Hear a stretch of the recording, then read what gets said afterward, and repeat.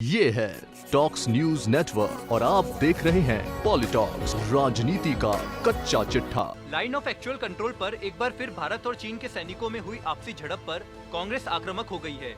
रक्षा मंत्रालय की ओर से जारी एक बयान के अनुसार चीन के सैनिकों ने पूर्वी लद्दाख में एक बार फिर नापाक हरकत करते हुए दोनों देशों के बीच बनी सहमति का उल्लंघन कर यथास्थिति को बदलने की कोशिश की, जिसका भारतीय सैनिकों ने करारा जवाब दिया और विफल कर दिया। इस मसले पर न तो प्रधानमंत्री नरेंद्र मोदी ने कुछ कहा और न ही केंद्रीय गृह मंत्री ने।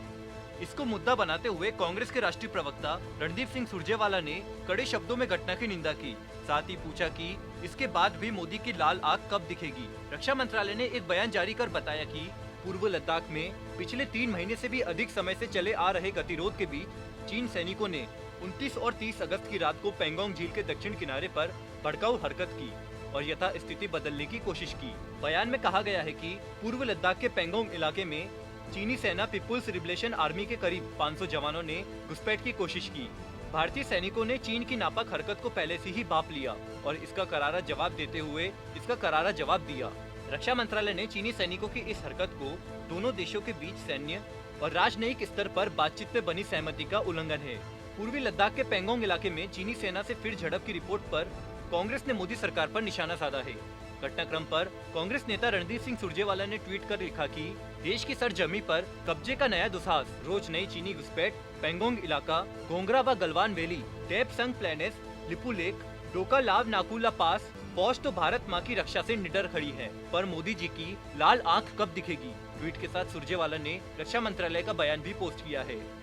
अपने अगले पोस्ट में सुरजेवाला ने लिखा, आए दिन भारत की संप्रभुता पर हमला हो रहा है, आए दिन हमारी सरजमी पर कब्जे का दुस्साहस, आए दिन देश की धरती पर चीनी घुसपैठ। मोदी जी पर लाल आंख कहाँ है?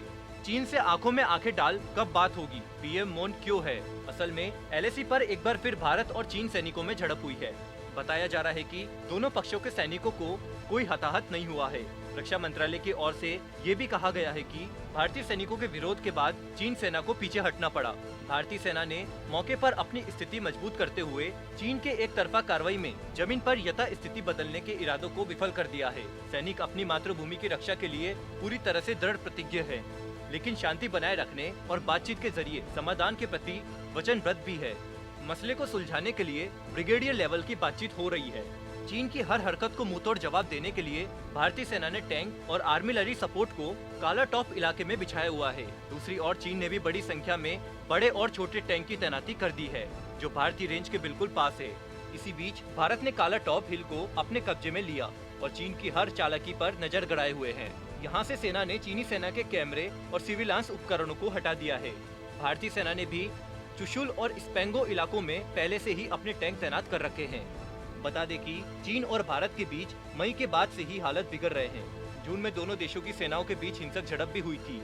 इस झड़प में भारत के 20 जवान शहीद हुए थे। उसके बाद एक बार फिर अगस्त में भी झड़प की खबर है। पॉलिटॉक्स ब्यूरो, दिल्ली। ये है टॉक्स न्यूज नेटवर्क और आप देख रहे हैं पॉलिटॉक्स, राजनीति का कच्चा चिट्ठा।